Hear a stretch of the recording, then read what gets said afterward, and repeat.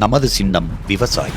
விவசாயி சின்னத்திற்கு வாக்களிப்போம். வருங்கால தலைமுறைக்கு வாழ்வளிப்போம். ஆழ்ந்தவனி ஆட்சி முடியும் போது என்ன பிரச்சனை என்று கேட்க வருவார்கள். என்ன பிரச்சனை, என்ன பிரச்சனை? அப்பா 5 ஆண்டு காலம் எங்களுக்கு என்ன பிரச்சனை என்று தெரியாமல் ஆட்சி செய்து கொண்டிருந்தீர்களா? இந்த காங்கிரஸ் கட்சியால், இந்த பாரதிய ஜனதா கட்சியால் தமிழ்நாட்டுக்கு நடந்த ஒரே ஒரு நன்மை சொல்லு. மாநில உரிமை என்று பேசினார்கள். எல்லா உரிமையும் எடுத்துக்கொண்டு போனவன் காங்கிரஸ்.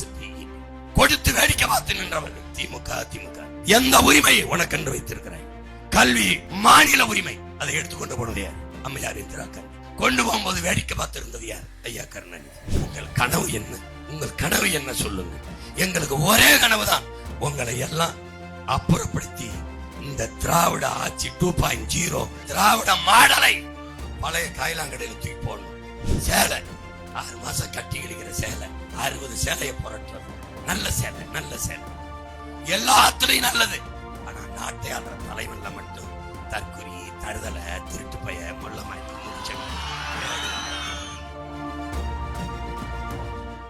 எல்லா வளங்களையும் வைத்துக் கொண்டு என் நாடு சோலைவனத்திலிருந்து பாலைவனத்திற்கு என் பிள்ளைகள் ஏன் வேலைக்கு தேடி அலைகிறார்கள்? ஏன்? எதனால்? இந்த காங்கிரஸ் கட்சியால், இந்த பாரதிய ஜனதா கட்சியால் தமிழ்நாட்டுக்கு நடந்த ஒரே ஒரு நன்மை சொல்லு. நான் உன் மகனுக்கு நான் ஓட்டு கட்டு வரல, நீ எனக்கு போடாத. ஒரே ஒரு நன்மை சொல்லு, ஒரே ஒரு நன்மை. காங்கிரஸ் கட்சி பிஜேபியால இந்தியாவை யார் ஆள்றது? காங்கிரஸ், பிஜேபி. திமுக காங்கிரஸோட நிற்கும், அதிமுக பிஜேபியோட நிற்கும். தமிழ்நாட்டை யார் ஆள்றது? இந்த பிஜேபி திமுக அதிமுக நிற்கும், காங்கிரஸ் திமுக நிற்கும்.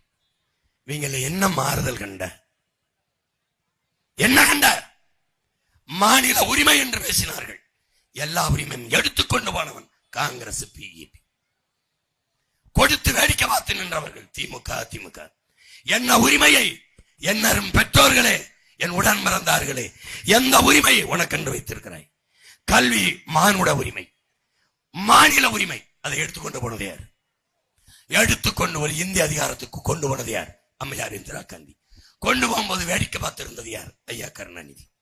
18 ஆண்டுகள் தொடர்ச்சியாக இந்திய ஒன்றிய அவையிலே அமைச்சராக இருந்த கட்சி இந்த திமுக. அப்போதாவது பேசி கல்வியை மாநில பட்டியலுக்கு கொண்டு வந்தாங்களா? உரிமையை இல்லை, இல்லை. அவன் சொல்றதான் படிக்கணும். அவன் ஒரு பாடத்திட்டத்தை வகுப்பான். நாம் கோடிகளை கொட்டி அரசியல் சேர்ந்தவர்கள் அல்ல. உயர்ந்த கொள்கையை, சிறந்த நோக்கத்தை முன்வைத்து அரசியல் செய்ய வந்தவர்கள். எந்த உரிமையை நமக்கு பாதுகாத்து வைத்தார்கள்? கச்சத்தீவை எடுத்து கொடுத்தது யார்? காங்கிரஸ். கூட இருந்தது யார்? திமுக. காவிரி நதிநீர் உரிமையை பறித்தது யார்? காங்கிரஸ். 450 டிஎம்சி தண்ணி வந்து கொண்டிருந்தது. கூடுதலாக வேண்டும் என்று வழக்கு தொடுத்தவர் அன்றைய முதல்வர் ஐயா கருணாநிதி அவர்கள். இந்திரா காந்தி அம்மையார் அவர்கள் கேரளா காங்கிரஸில், கேரளா கர்நாடகாவில் காங்கிரஸ் ஆளுகிற உயரத்தில் இருக்கிறது, ஆட்சி செய்கிற உயரத்தில். தமிழ்நாட்டில் துணை கட்சி, இணை கட்சி ஆகிவிட்டது. கூட்டணியில் ஒரு கட்சி ஆகிவிட்டது தமிழ்நாட்டு அரசியல்.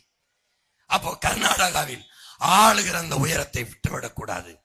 கர்நாடக மக்களினுடைய வெறுப்பை சம்பாதித்து விடக் கூடாது என்பதற்காக கர்நாடகக்கு ஆதரவாக முடிவெடுத்து வழக்கை திரும்பி பெற சொல்ல, பதவியை 356 பயன்படுத்தி கலைத்து விடுவார்களோ என்று எண்ணி இவர்கள் வழக்கை திரும்ப பெற பிரச்சனைக்குரியதாக மாறி இன்று வரை ஒவ்வொரு ஆண்டும் காவிரி தண்ணீருக்கு நாம் போராடி பெற வேண்டிய நிலை இருக்கிறது. கேட்டாலும் அவன் தர மறுக்கிறான்.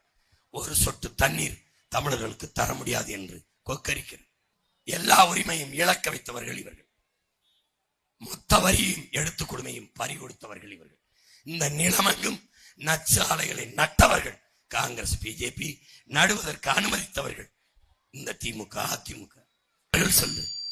850 மீனவனை இந்திய கடலுக்குள் சுட்டுக் கொண்ட போது காங்கிரசின் கண்டனம், கவலை, வருத்தம், போராட்டம். சொல்லு.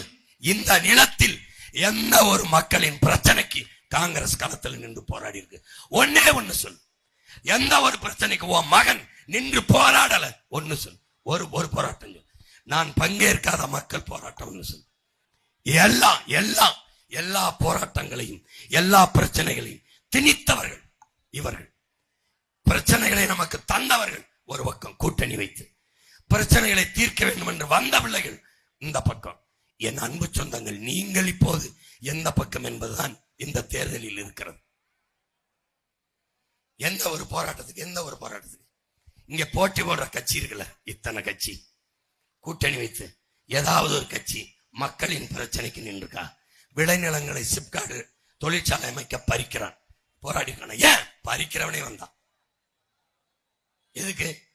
துப்புரவு பணியாளர், இல்ல ஆசிரியர் பெருமக்கள், இல்ல செவிலியர்கள், இல்ல மருத்துவர்கள், இல்ல மகளிர் சுய உதவி குழு, விவசாயிகள் போராட்டம், விளைய வச்ச நெல்ல கொள்முதல் செய்து குடோன்ல சேமிப்பு கிடங்குல சேமி என்ற வீதியில் நின்று போராடினா ஏதாவது எந்த போராட்டத்துக்காவது இந்த காங்கிரஸ் கட்சி இவன் யாராவது ஒருத்தன் நிக்க மாட்டான்.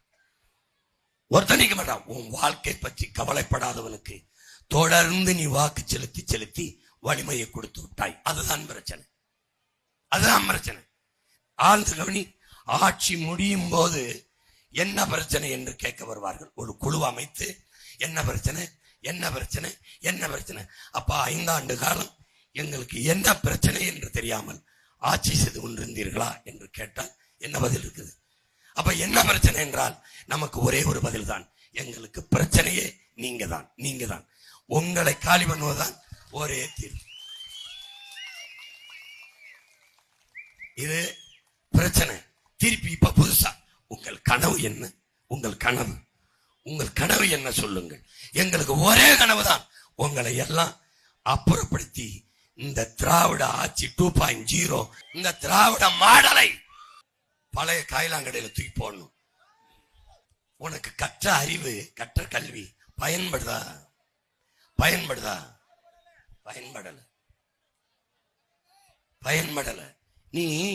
நான் ஒண்ணு கேட்கிறேன், என் பெற்றோர்கள்ட்ட கேட்கிறேன், என் உடன் பிறந்தார்கிட்ட கேட்கிறேன், எது ஒன்றுலையுமே நீ நல்லதை தானே தேர்வு செய்யற? உனக்கு பொண்ணு வாக்க போனா நல்ல பொண்ணுக்கு மாப்பிள்ளை வாக்க போனா அருமையான பையன், நல்ல பொண்ணு, நல்ல மாப்பிள்ளை. கடியாரம் வாங்க போனா நல்ல கடியாரம், சாப்பிட போனா நல்ல சாப்பாடு, நல்ல ஹோட்டல். அப்ப துணி வாங்க போனா நல்ல சட்டை, அருமையான சட்டை. 6 மாசம் போட்டு கிழிக்கிற சட்டையே நல்ல சட்டையா இருக்கணும். ஒரே சட்டை வாங்குற 9 சட்டையை பாக்குறது. சேலை 6 மாசம் கட்டி கிழிக்கிற சேலை 60 சேலையை புரட்டுறது. நல்ல சேலை எல்லாத்துலயும் நல்லது. ஆனா நாட்டை ஆள்ற தலைவன்ல மட்டும் தற்குறி, தருதலை, திருட்டு பைய, மொல்ல மாதிரி, முடிச்சடிக்கு, அயோக்கிய பைய, ஏமாத்துறவன். அதுல எங்க போகுது? வாக்கு என்பது மக்களாட்சியை ஏற்றுக்கொண்ட நாட்டில் மக்களுக்கு இருக்கிற கடைசி ஆயுதம், வலிமை மிக்க ஆயுதம். அதை அநீதிக்கு எதிராக தூக்கணும். எது அநீதி? இது அநீதி. எப்படி அநீதி? ஆசிரியர் வீதியில் நிக்கலாம், சம்பளம் கொடுங்க, 100 கோடி செலவு கொடுத்தா போதும், 100 கோடியில அதை தீர்த்திடலாம். ஆனால் 6800 கோடியில் வங்கி கணக்கில் 5000 போடுகிறோம் என்று போட்டது அநீதி. வாக்கை பறிக்கிற அநீதி. ஜனநாயகத்தில் சம வாய்ப்பு, சம உரிமை என்று பேசுகிறார்களே பெருமக்களே, அவர்கள் ஆட்சியில் இருந்தார்கள், அதிகாரத்தில் இருந்தார்கள், கோடி கோடியாக கொள்ளையடித்து வைத்தார்கள். உங்கள் மகனும் இதே ஜனநாயகத்தில் தேர்தல் களத்தில் நிற்கிறேன், என்னிடத்தில் ஒன்றுமில்லை.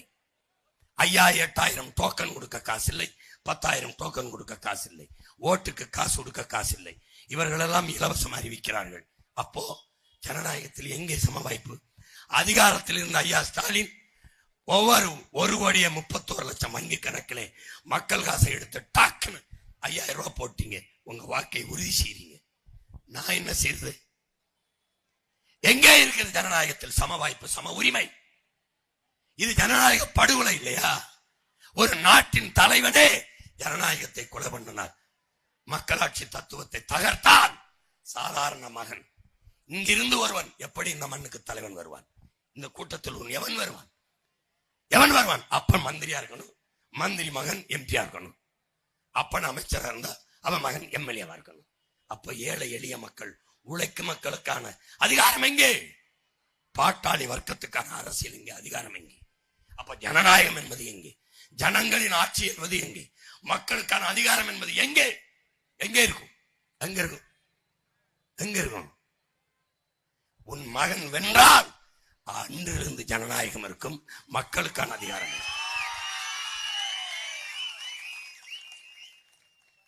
இதுக்கு முன்னாடி வென்று போன ஐயா மாங்குடி சட்டமன்ற உறுப்பினர் தானே. காரைக்குடி தொகுதி மக்களின் பிரச்சனை இல்ல ஏதோ ஒரு பிரச்சனை ஒன்று சட்டசபையில் பதிவு பண்ணது. அதை சொல்லு போடு. கையை எடுத்து வாயை பொத்திக்கிட்டு உட்கார்றதுக்கு இல்லடா உன் ஓட்டு. கையில நீ போட்டு அந்த கையை எடுத்து சட்டசபையில் அவருடைய ரோல் என்ன? நீ தேர்வு பண்ணி அனுப்பிடியே. மகத்தான பெருந்தலைவர் இந்த மண்ணின் மகன், மாண்புமிக்க ஐயா ப. சிதம்பரம் அவருடைய மகன் கார்த்திக் சிதம்பரம் இந்திய நாடாளுமன்றத்தில் எழுப்பிய முழக்கம் என்ன சொல்லு. என்னை பத்திரிகைக்காரர்கள், காரைக்குடியில் இருக்கிற மக்களின் பிரச்சனையை நீங்கள் என்ன தீர்வு வைத்திருக்கிறீர்கள்? அது ஒரே தீர்வு தான்.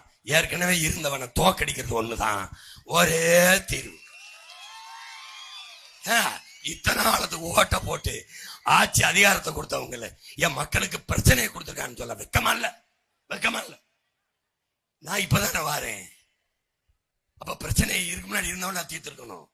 இப்ப வரும்போது எப்படி தீப்பாய் கொடுத்து பாரு எப்படி தீக்கிறேன். என்ன இங்க முன்னாடி நிக்கிற மையன் காரைக்குடி மக்களுக்கான பிரச்சனை தீக்க வந்தவன் நினைக்கிறியா? ஒட்டுமொத்த உலக தமிழ் பேரினத்தின் தீர்வு பிரச்சனை தீக்க வந்த மகன்.